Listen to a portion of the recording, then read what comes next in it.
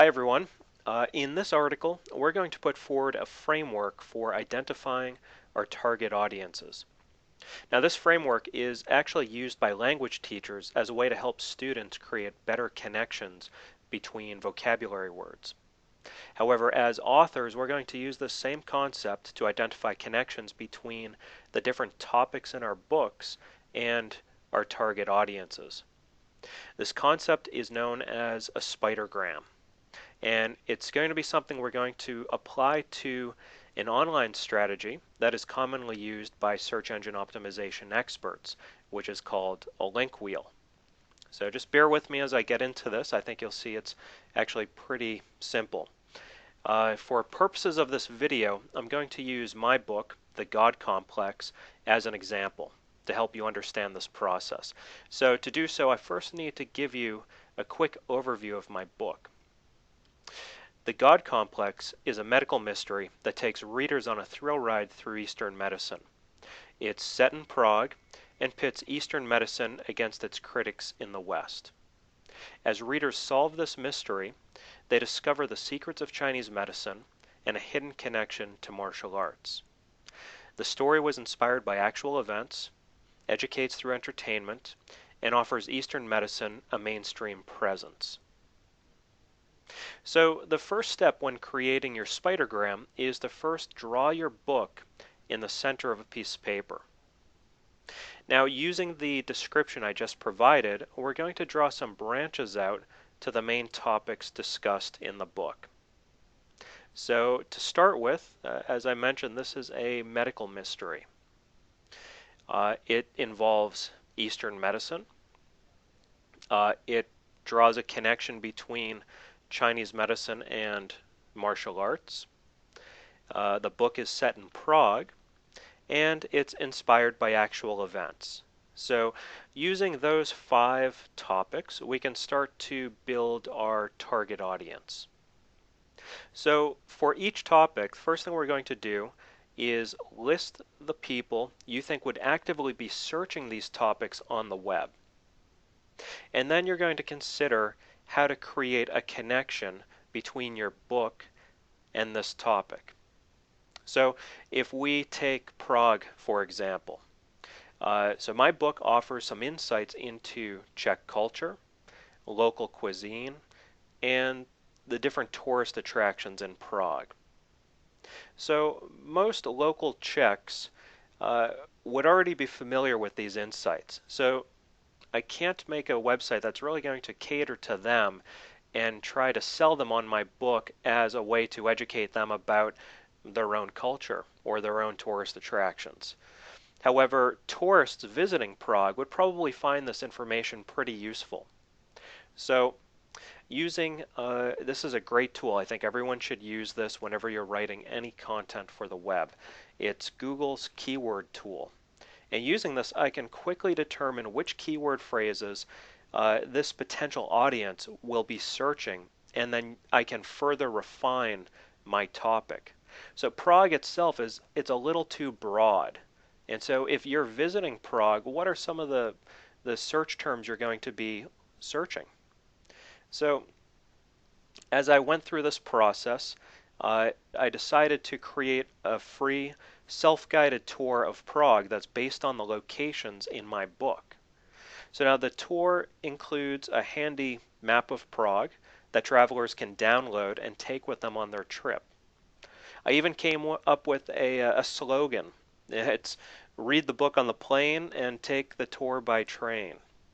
So the tour takes visitors to places that are frequented by both characters in the book, which include the main tourist attractions, as well as places that are frequented by locals. So here you've just read the book.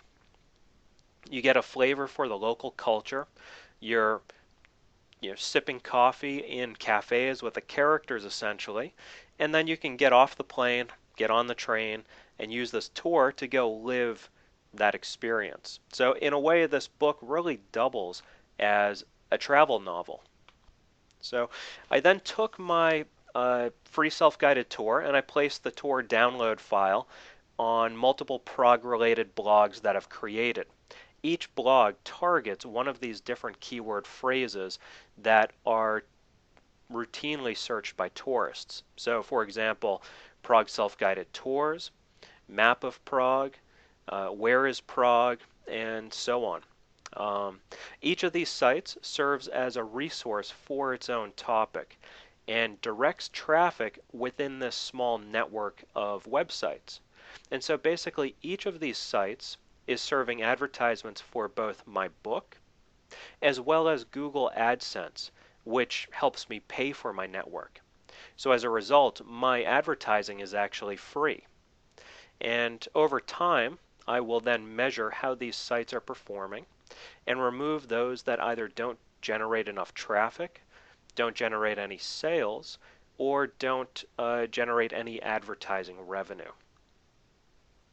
So for my other topics, I repeated this process. For example, let's look at Eastern medicine.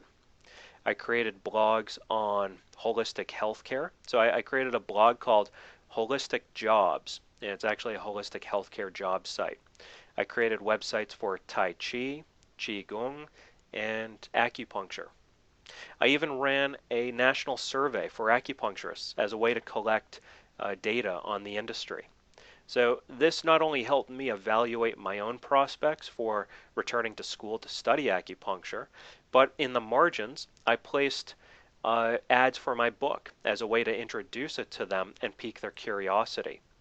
And then after the survey, I sent out a mass email to the group asking for their support in both reading and reviewing the book.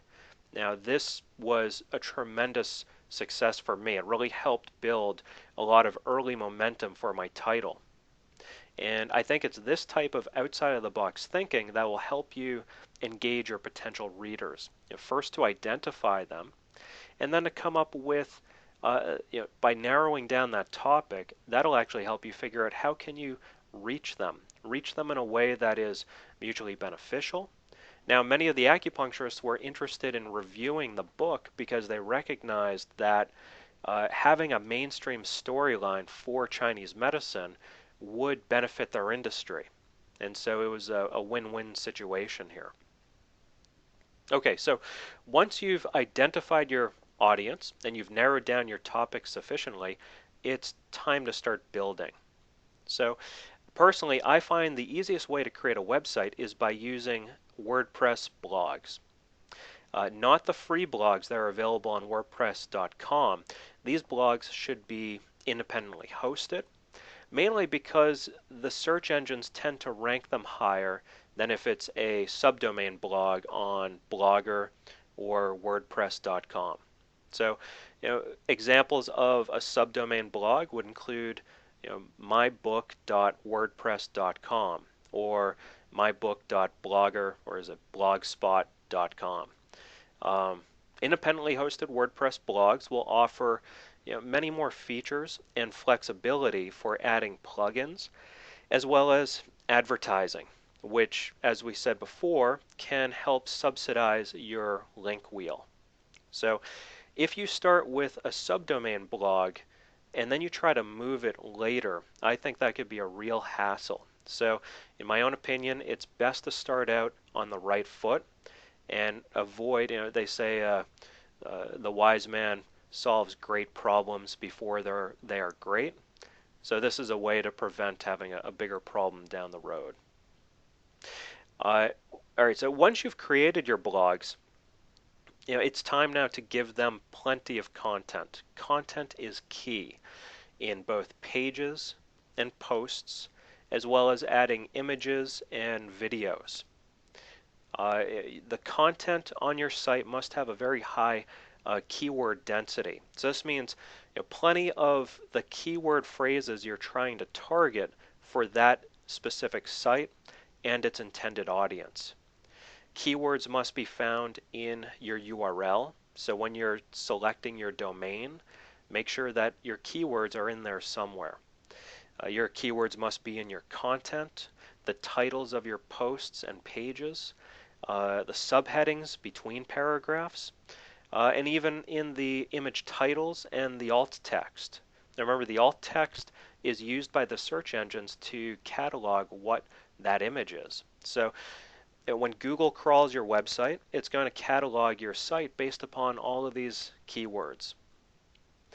So also equally as important is be sure to plug your book in some fashion through your content. It could be including a quote in the content or a reference to something in your book that might appeal to that site's audience. Now, this not only directs visitors to your book site, but it gives your book site another, quote, vote in the search engine algorithms.